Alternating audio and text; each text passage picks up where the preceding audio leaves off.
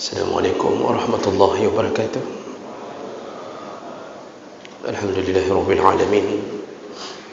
Wa bihi nasta'in ala umuri dunya waddin. Asyhadu an la ilaha illallah wahdahu la syarika lah.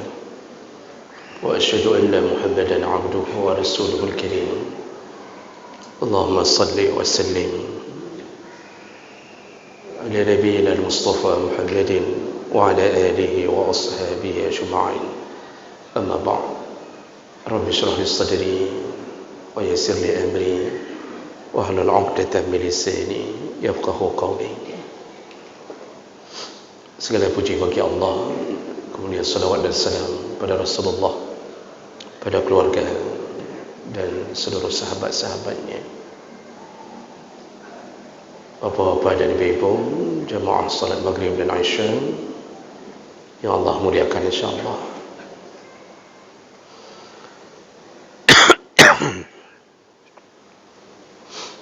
Kita masih membahas tentang fadilah beriman kepada qada dan qadar. Sudah 2 pertemuan kita membahas untuk mengetahui sedikit tentang seluk-beluk atau perkara-perkara seputar qada dan qadar. Di pertemuan yang lalu kita membahas pembagian takdir. Para ulama menyatakan bahawa takdir itu secara umum dibagi 2, yaitu takdir mubram dan mu'allaq. Mubram yaitu takdir yang telah dipatenkan oleh Allah dan tidak akan dirubah, dan itu semenjak zaman azali telah ditulis, ditutup, tidak lagi dirubah oleh Allah. Kemudian takdir mu'allaq, takdir yang masih diberi kesempatan pada hamba untuk merubah dengan permintaan, dengan doa atau perkara-perkara amal saleh yang menyebabkan Allah bisa mengubah takdir itu. Dan kita sudah sebutkan contoh masing-masing. Takdir mubram seperti ajal. Kemudian takdir mu'allaq, doa seorang hamba yang meminta sembuh dari sakitnya, Allah bisa merubah ketentuan sakit menjadi sembuh, dari miskin menjadi kaya. Dengan sering bersilaturahim, Allah tambah keberkahan rezeki, Allah bisa panjangkan keberkahan umurnya. Itu takdir mu'allaq, berdasarkan amal dan permintaan hamba. Namun sebagai catatan, ini kita sekadar mengingatkan ulang agar tidak hilang begitu saja pelajaran yang lalu. Kedua takdir ini tidak bisa dipahami oleh pandangan manusia biasa, karena manusia tidak tahu apa yang sudah dirubah dan apa yang belum dirubah. Seandainya pun dipanjangkan umur pun kita tidak tahu ini sudah dipanjangkan umur atau belum. Seandainya rezeki kita diberkahi atau tidak, ditambah atau tidak pun kita tidak tahu. Kita tidak tahu jodoh kita apa sudah dirubah sesuai dengan keinginan Allah atau masih jodoh yang sama, kita tidak tahu. Makanya kesimpulannya, seperti Ibnu Hajar Al-Asqalani yang mensyarah Sahih Bukhari, beliau membuat logika berfikir dengan sederhana bahawa itu bisa dipahami dengan 3 kacamata atau 3 sudut pandang. Yang pertama, menurut dari sudut pandang Allah, semua takdir itu mubram, tidak ada yang mu'allaq. Karena Allah kalau begitu sudah tulis di Lauhul Mahfuz, ya sudah, tidak dirubah lagi. Pena sudah diangkat, lembaran sudah mengering, tidak lagi dirubah. Maka semua di sisi Allah itu mubram. Karena kalau dirubah-rubah oleh Allah pun, yang tahu adalah level berikutnya, yaitu sudut pandang yang kedua, yaitu para malaikat. Maka malaikat yang tahu bahawa Allah telah menjadikan mubram menjadi muallaq. Malaikat yang tahu bahawa fulan ajalnya telah ditambah. Malaikat yang tahu bahawa fulan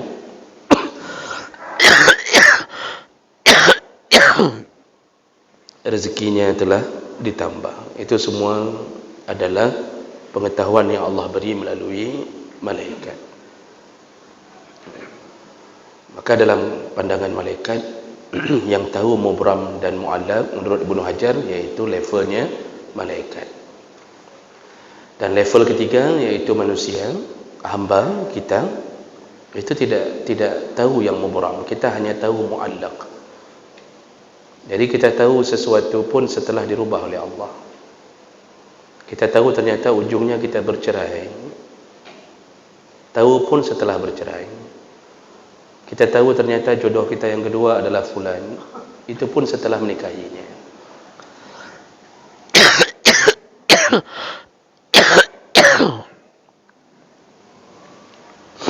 Jadi manusia hanya tahu yang muallaq. Itu cara memudahkan logika kita menerima tingkatan takdir. Baik, kita lanjutkan. Berikutnya kita akan membahas fadilahnya atau keutamaan beriman kepada qada dan qadar atau ketentuan Allah yang bernama takdir. Yang pertama, fadilah pertama, orang-orang yang beriman, orang-orang yang percaya dan yakin kepada qada dan qadar atau takdir, maka dia telah membuktikan imannya kepada Allah Subhanahu wa taala. Karena tidak akan sempurna iman seseorang kecuali dia mengimani kadar baik dan kadar buruk. Dan tidak disebut beriman selama rukun iman keenam ini tidak melekat di hati.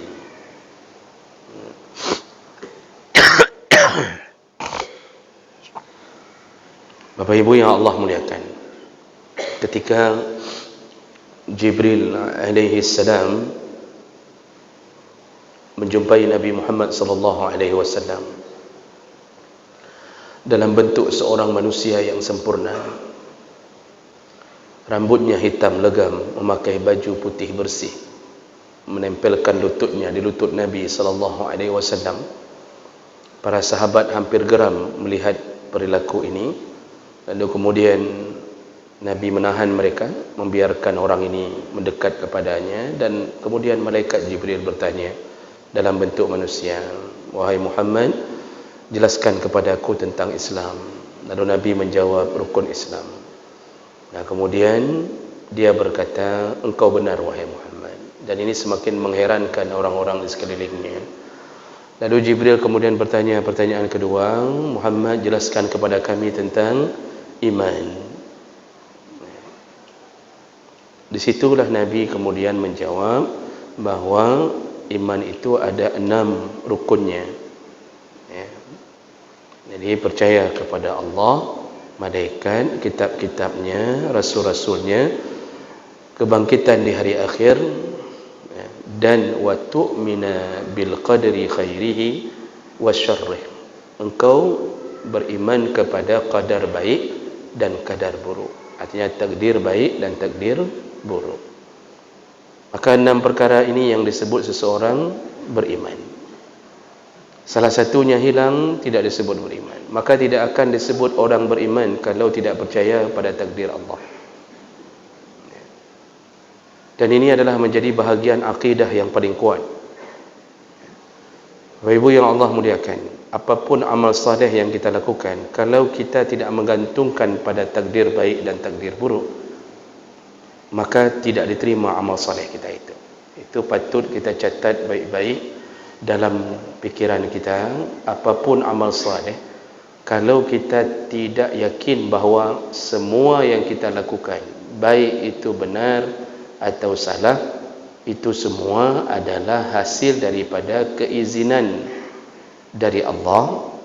Jadi kalau belum sampai ke situ, maka kita belum disebut sempurna iman atau bahkan tidak beriman, dan tidak diterima amal soleh kita. Maka perlu kita dengar hadis Nabi sallallahu alaihi wasallam. Hadis riwayat Abu Dawud, Ibnu Hibban dengan derajat yang hasan. Rasulullah sallallahu alaihi wasallam pernah berkata, "Inna Allah law 'azzaba ahla ardih was samawati la'azzabahum wa huwa ghairu zalim lahum." Sesungguhnya Allah kalau mengazab penduduk yang ada di bumi ataupun yang di langit, maka Allah mengazab mereka dalam keadaan tidak menzalimi mereka. Jadi Nabi mengatakan, ketahuilah bahawa Allah itu kalau memberi azab itu turun karena keadilan Allah, bukan karena kezaliman Allah.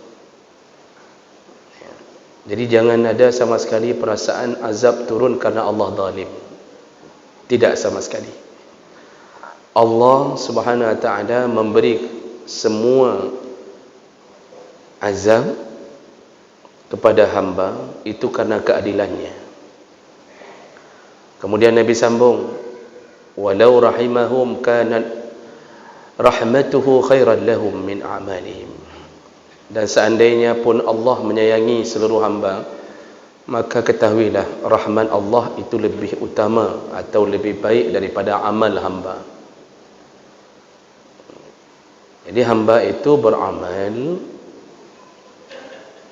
untuk mencapai rahmat. Jadi rahmat Allah itu lebih utama daripada amalan mereka. Banyak orang beramal tapi kemudian tidak mampu mencapai ridha Allah. Ketika tidak sampai pada ridha Allah, maka amal itu sia-sia. Kita ini masuk surga, kata Nabi, bukan karena amal, tapi karena ridha. Tapi amal saleh salah satu jalan menuju ridha. Makanya amal saleh itu harus mengikuti prosedur yang dari Allah. Kalau amal saleh tidak mengikuti prosedur Allah, maka hilanglah ridha. Anak-anak PR sudah buat tapi tidak sesuai dengan petunjuk guru, walaupun sudah buat tidak diterima. Haji sudah, tapi waktu di Arafah kerjanya cuma selfie, tidak ada doa, tidak pernah bermunajat, video call dengan orang di kampung, dan sedikit ada unsur kebanggaan, maka tidak sesuai dengan keinginan dan prosedur Allah, maka hajinya haji mardud, bukan haji mabrur. Ya. Oleh karena itu, semua yang Allah berikan melalui rahmat maka itu lebih utama daripada amal. Ada juga yang tidak beramal tapi disayang Allah. Karena kenapa? Keikhlasannya untuk menuju Allah. Dan buktinya ada salah seorang sahabat, saya lupa namanya, sahabat itu dalam riwayat, masuk Islam di medan perang, tidak sempat salat, belum pernah puasa, belum pernah melakukan amal saleh, tapi di medan perang dia bersyahadat di hadapan Nabi, mengikuti Nabi. Langsung gugur di hari itu, tidak ada amal saleh, enggak pernah beramal. Dan Nabi menyatakan dia surga. Kenapa? Keluhuran hatinya untuk mendapatkan rahmat Allah. Makanya amal-amal yang kecil, kalau itu ikhlas benar, amal-amal kecil kalau itu ikhlas benar karena mengharap ridha, bisa jadi dengan kasih sayang Allah, Allah ambil yang kecil itu untuk memasukkan kita ke surga. Itu hak Allah, yaghfiru liman yasha wa yu'adzibu man yasha.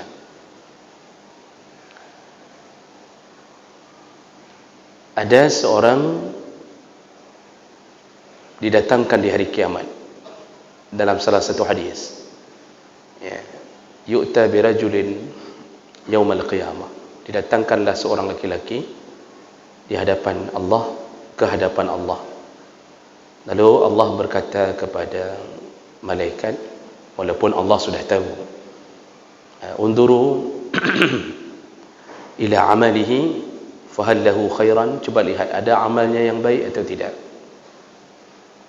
Lalu kemudian sebelum malaikat melapor ke Allah, orang ini langsung berkata, ini di hadapan Allah ni, yaumul hisab, hadisnya sahih.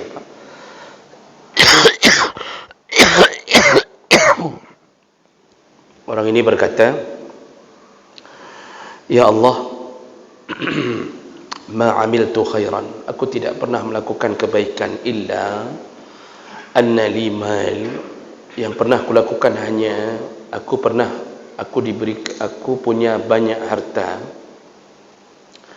wa ukhalitun nasbih, dan aku banyak meminjamkan hartaku kepada orang lain. Jadi dia, kalau ada orang yang pinjam uang, dia kasih, ada yang berhutang, dia kasih. Ya, artinya betul-betul karena kebutuhan dikasihnya. Lalu dia berkata, fa in kana musiran fayassartu lahu, orang itu kalau sanggup bayar hutang, aku memberi kemudahan, yang sanggup pun aku beri kemudahan.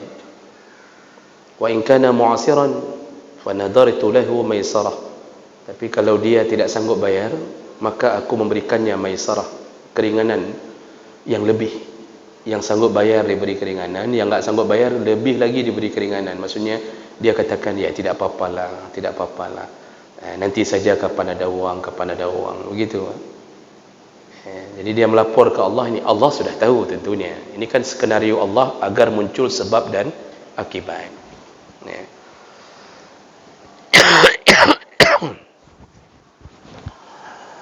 Lalu kemudian setelah Allah mendengarkan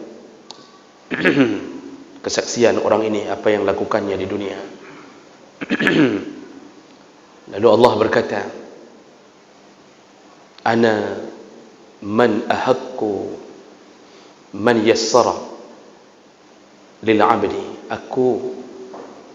aku adalah Allah atau Tuhan yang lebih berhak untuk meringankan hamba.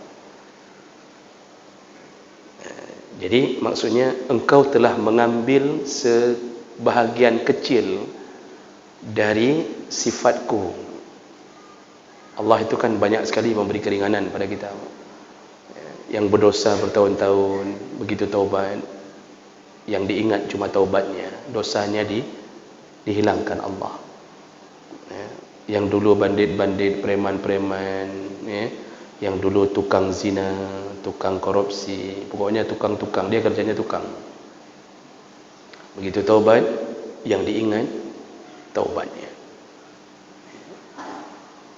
Sudah banyak keringanan Allah beri, baik dalam ibadah, ketika sakit silahkan lakukan bagaimana yang bisa, ketika puasa tidak sanggup, ganti di hari lain, rupanya belum sempat ganti di hari lain, meninggal, ganti dengan dipuasakan oleh ahli warisnya.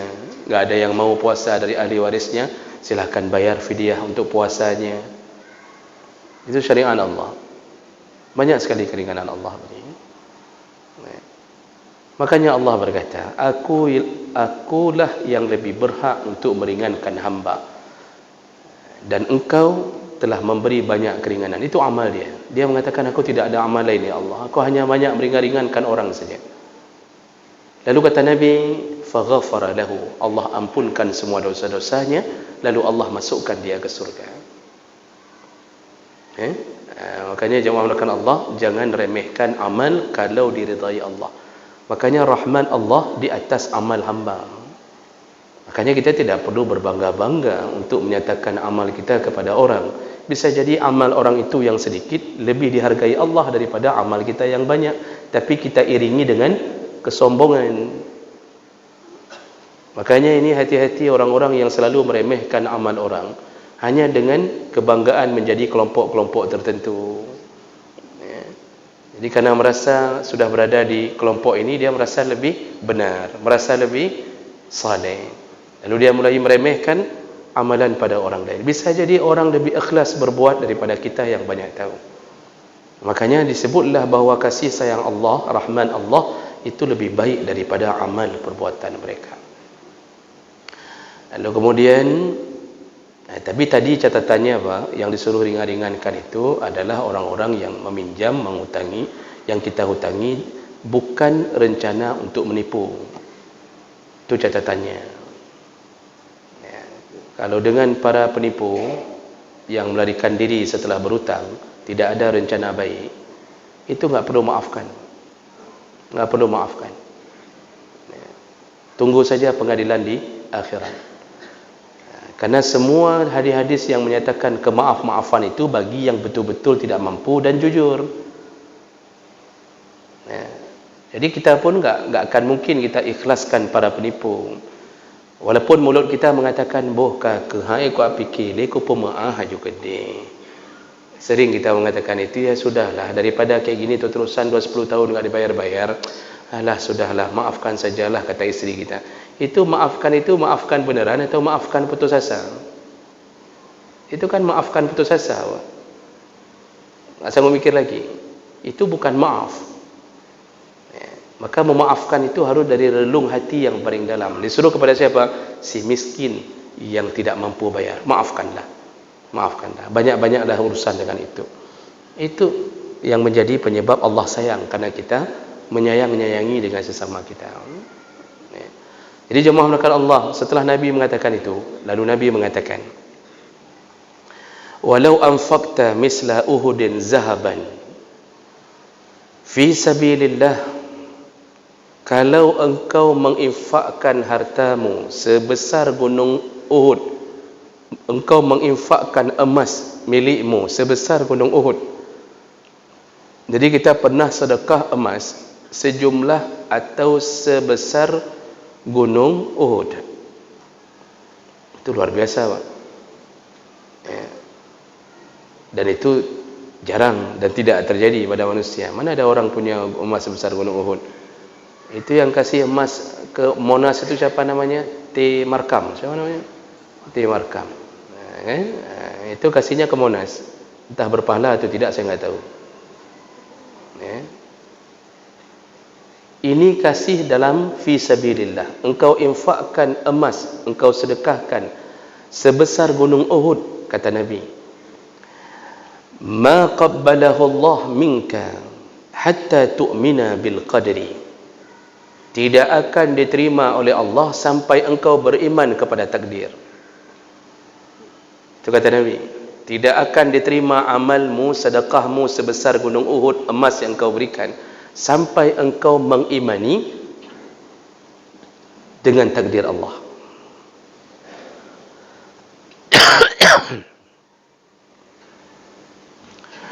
Apa maksudnya apa ini?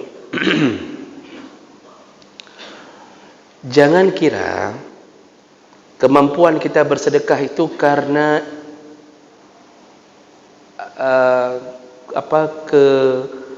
kekuasaan kita. Jangan kita kira kemampuan kita memberi sedekah itu karena kekuasaan kita dan karena kita yang merancang langkah kita untuk bersedekah. Itu salah. Kita itu bersedekah mulai dari tangan bergerak untuk memberi, disambut pertama hati yang bergerak, kemudian disambut oleh tangan, lalu kaki melangkah untuk mewujudkan sedekah itu. Semua itu bukan karena keinginan kita, tapi karena izin Allah. Karena izin Allah, maka sedekah itu bisa terjadi sampai ke tangan orang miskin, itu izin Allah. Karena banyak orang yang bersedekah kemudian tidak diizinkan Allah, tidak terjadi. Itu maksud Allah. Maksudnya, engkau tidak diterima amalmu kalau engkau masih mengira engkaulah yang merancang semua kebaikan itu. Tidak. Tapi akulah yang merancangnya. Aku yang mengizinkan engkau. Aku yang memberikan engkau harta. Aku yang menggerakkan hatimu untuk bersedekah. Akulah yang memberimu hidayah iman dan Islam. Akulah yang membuat engkau ringan untuk melakukan sedekah. Semua karena izin Allah, bukan karena kita yang ingin melakukannya. Dia beda, Pak. Makanya orang paling pantang bersedekah itu ketika mengira dirinya lah yang yang telah berkuasa untuk melakukan. Makanya Allah selalu ingatkan kita dengan bahasa wa anfiqu mimma razaqnakum, berinfaklah engkau dari apa yang aku beri rezeki kepadamu. Maksudnya engkau itu enggak akan mampu berinfak kecuali dari aku yang memberimu.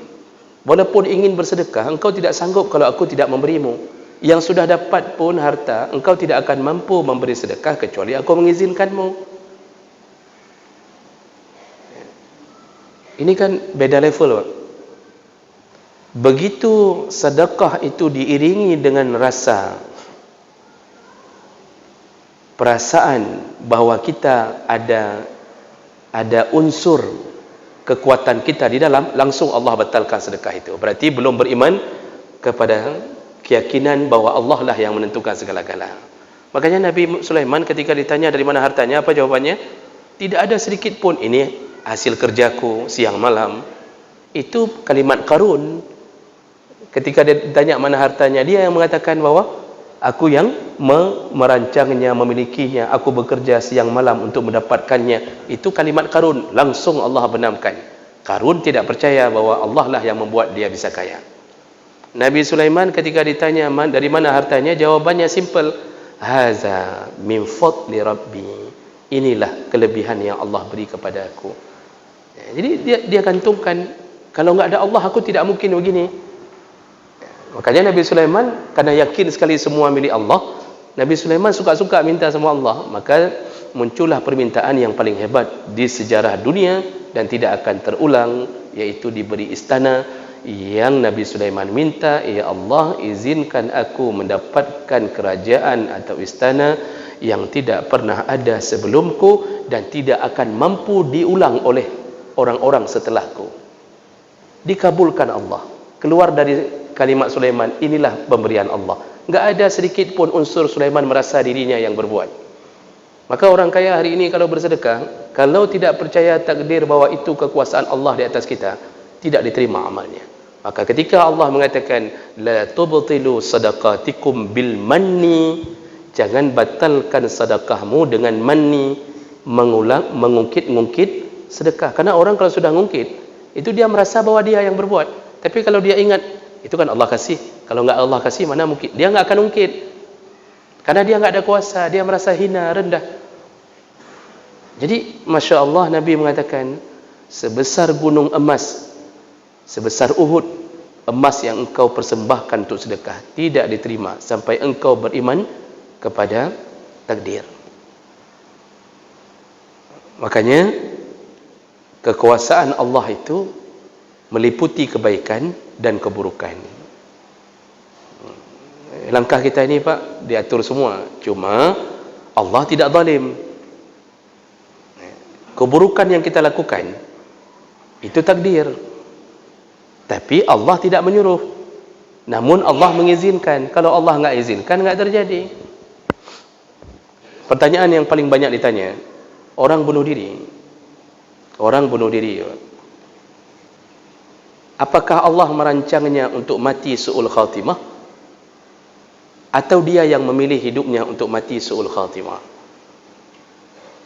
Kan kadang-kadang orang bingung, Pak, ni kalau Allah yang membuat dia mati bunuh diri dalam takdir Allah, berarti Allah zalim.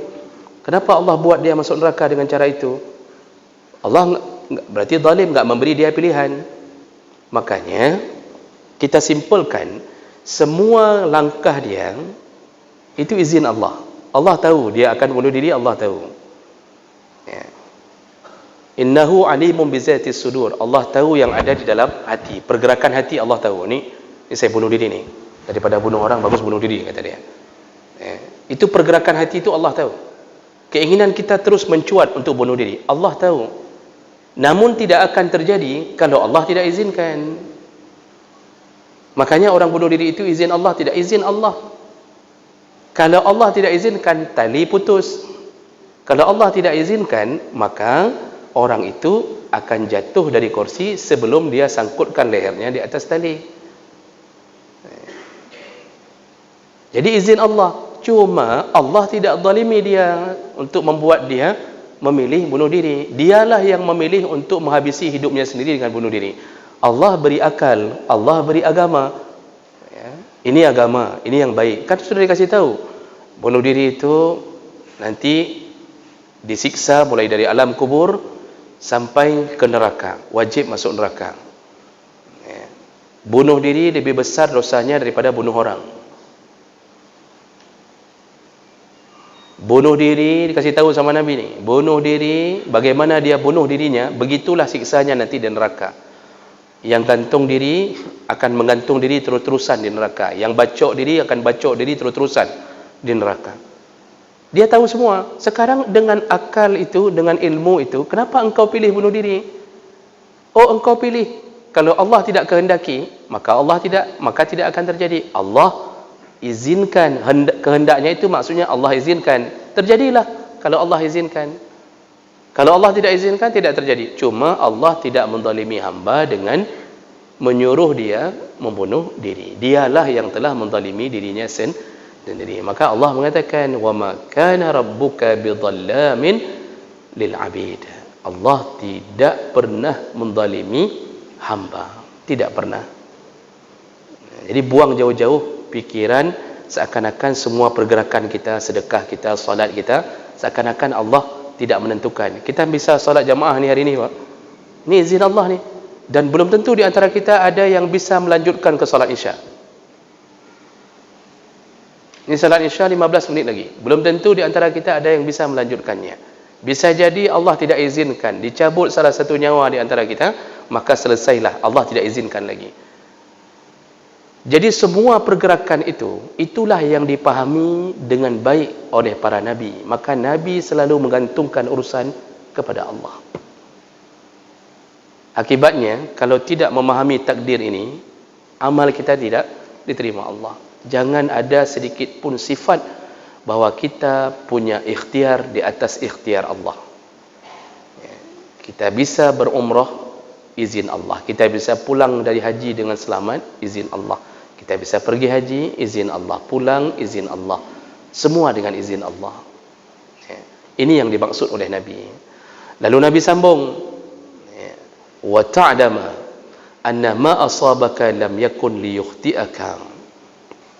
Kata Rasulullah sallallahu alaihi wasallam, maka Allah subhanahu wa ta'ala, maka ketahuilah, kata Nabi, bahawa apa yang ditakdirkan menimpamu tidak akan pernah meleset darimu. Ketahuilah, kata Nabi, apa yang ditakdirkan menimpamu tidak akan meleset darimu. Kalau engkau mendapatkan A, harus dapat, walaupun 1000 manusia dan jin mencoba menghalanginya, harus dapat.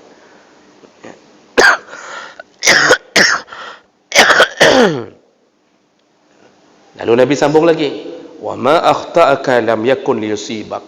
Sesuatu yang Allah tidak rencanakan untukmu, maka dia tidak akan menimpamu. Jadi kalau Allah telah menakdirkan sesuatu tidak akan menimpa kita, maka tidak akan menimpa. Tidak akan. Jadi orang kita selama ini masih punya cara berfikir seakan-akan sesuatu terjadi itu bukan karena Allah. Orang yang kesurupan atau disihir itu bukan karena hebatnya tukang sihir. Orang yang disihir, Pak, lalu kesurupan, itu bukan karena hebatnya tukang sihir, tapi karena Allah izinkan untuk tertimpa kita. Dan itu bisa ditimpa pada orang-orang yang terbaik. Nabi saja pernah disihir. Kalau Allah tidak izinkan, seorang Nabi kekasihnya nggak mungkin kena sihir, Pak. Dan ini selalu menjadi hadis yang orang-orang mulai melecehkan Nabi dengan mengatakan bahawa mana mungkin, berarti lemah, Muhammad itu lemah, tidak layak jadi seorang Nabi. Kok bisa? Bukan itu yang jadi masalah. Allah ingin mengatakan, hambaku yang paling kukasihi pun kalau aku izinkan terkena sihir, pasti kena. Walaupun malaikat ingin memprotes, kok Muhammad yang dikena, tetap kena. Makanya Nabi disihir, Pak, oleh seorang Yahudi dari Bani Zakwan. Lalu buhulnya dikasih tahu Jibril. Jibril memberitahu buhul berada di salah satu sumur itu juga izin Allah untuk menyembuhkan Nabi SAW. Makanya Nabi Ibrahim ketika berdoa, wa iza maridtu fahuwa yashfin. Kalau aku sakit, tidak ada yang bisa menyembuhkan kecuali Allah. Jadi bukan doktor penyembuh. Maka para doktor jangan mencoba-coba untuk melangkahi takdir Allah. Selalulah selipkan dalam kalimat, kalau ada orang yang mengatakan terima kasih dok, terima kasih dokter, saya sudah banyak ke dokter lain tak sembuh-sembuh. Begitu di tangan dokter, alhamdulillah sembuh. Si dokter harus mengatakan ini kuasa Allah, bukan saya. Saya pun bisa jadi dokter karena diizinkan Allah. Kalau enggak diizinkan Allah, banyak sudah DO, Pak. Banyak sudah DO itu. Ngambil S1 dokter. Ya. Lalu kemudian disuruh hafal buku tebal macam-macam nama obat. Ya. Bahasa Latin pula. Kemudian dokter itu menulisnya dengan tulisan yang tidak bisa dibaca oleh seluruh manusia kecuali sekolah untuk membaca tulisan dokter itu. Itu semua takdir Allah. Ya. Itu apoteker yang bisa baca tulisan dokter juga izin Allah. Kalau tidak diizinkan Allah, sampai sekarang dia pungung gara-gara baca itu, Pak. Kita sampai kita bolak-balik resep obat tu, kita balik ke atas enggak terbaca, balik ke bawah enggak terbaca. Begitu sampai di tangan apoteker, dia langsung tahu. Itu ada sekolah S1 jurusan membaca tulisan jelek. Jadi jemaah melakukan Allah Subhanahu wa taala, ya, Masya Allah, Nabi ingin mengatakan kepada kita bahawa iman kita ini baru sempurna di saat kita meyakini semua perjalanan hidup kita, semua langkah kaki kita itu adalah takdir Allah Subhanahu wa taala. Dari situ kita baru tahu bahawa kita hanya sebutir debu, ya, yang berada di atas langit dan bumi, di antara langit dan bumi, tidak berkuasa kecuali dengan izin Allah. Mau berkuasa, minta izin dari Allah. Makanya Allah mengatakan, fa innal izzata lillahi jami'a. Semua kemuliaan datangnya dari Allah. Allah lah yang paling mulia. Kalau Allah ingin titipkan mulia, orang itu bisa mulia. Ya. Makanya kan dalam Al-Quran, ketika Allah mengatakan Malikal mulki tu'til mulka man tasha', Allah itu rajanya diraja. Allah bisa memberikan kerajaannya kepada yang dia inginkan. Seperti Nabi Sulaiman, Allah bisa beri. Nabi Daud, Allah bisa beri. Wa tanzi'ul mulka mimman tasha', Allah bisa cabut kerajaan dari yang Allah inginkan. Itu Abbasiyah berapa tahun berkuasa? 580 tahun atau 600, hampir 600 tahun itu Abbasiyah, Bani Abbasiyah berkuasa dengan ibu kota di Baghdad. Setengah dunia milik Bani Abbasiyah. Sebelumnya Bani Umayyah. 600 tahun berkuasa, setengah dunia itu milik Bani Abbasiyah. Hancur di tangan siapa? Pasukan Mongol Tartar dipimpin oleh Genghis Khan, dan kemudian terkenal dengan Hulagu Khan berikutnya, generasi berikutnya. Dihancurkan kota Baghdad sampai bersimbah darah, jalan-jalan di Baghdad banjir darah. Perempuan yang sedang hamil dibelah oleh pasukan Tartar, lalu dikeluarkan bayinya. Sampai begitu penghancuran kota Baghdad oleh pasukan Mongol. Izin siapa? Izin Allah. Kenapa Allah izinkan? Karena engkau sudah tidak lagi taat pada Allah. Maka kita lihat sejarah, kenapa Allah izinkan hancur Abbasiyah? Raja-rajanya kerjanya sudah mulai malam berjudi, mabuk-mabukan, lalu dipanggil pelacur menuju ke istana, lalu pelacur itu akan berjoget-joget, lalu ketika raja mau tidur dibacakan cerita 1001 malam. Nanti ada cerita Alauddin, kita menyebutnya Aladin karena susah menyebut Alauddin, jadi Aladin. Nanti ada cerita Ali Baba. Itu semua cerita dalam kitab itu, Pak. Ada jual kitab itu. Aslinya masih ada. Itu cerita 1001 malam. Itulah cerita yang dibacakan oleh dayang-dayang yang joget-joget itu sampai raja tertidur. Begitulah hidup mereka, melacur, berzina, mabuk. Lalu kemudian Allah izinkan mereka dikuasai oleh bangsa Mongol. Dan lebih hebat lagi izin Allah, bangsa Mongol itu kemudian masuk Islam. Kan aneh kan, Pak? Ini sudah hancur nih, Baghdad hancur. Ya. Tiba-tiba yang keturunan Khan dari Genghis Khan dan Hulagu Khan ini semuanya Islam. menjadi penduduk Afghanistan. Makanya orang-orang di Pakistan, Afghanistan, India itu bercampur-campur dengan turunan Mongol itu, Pak. Maka kita kenal bangsa-bangsa Khan, salah satunya Shahrukh. Bapak jangan pura-pura enggak kenal. Saya aja kenal. Ya. Itu Islam itu, Pak. Ujungnya Islam. Jadi mereka ini hancur di tangan orang kafir. Orang kafir ini masuk Islam. Semua dengan izin Allah. Begitulah sejarah dunia. Semua perputaran itu akan mengalami proses izin Allah. Siapa yang nanti terpilih 2024 itu izin Allah. Bukan karena banyaknya kita mencoba berkampanye terhadap satu orang, tapi izin Allah. Ya. Oh, orang yang kita senangi tidak terpilih, izin Allah. Kenapa izin Allah terjadi di atas tidak terpilihnya dia? Mungkin karena maksiat kita menyebabkan Allah belum ridha menjadi memilih pemimpin yang menyayangi kita. Karena salah satu azab Allah terhadap rakyat yang suka bermaksiat adalah memilihkan pemimpin yang zalim ke atas mereka.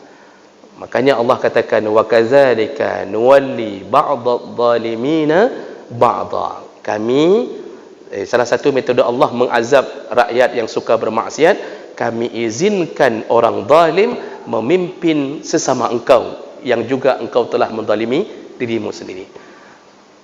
Makanya jangan mimpi akan berubah keadaan selama maksiat masih merajalela.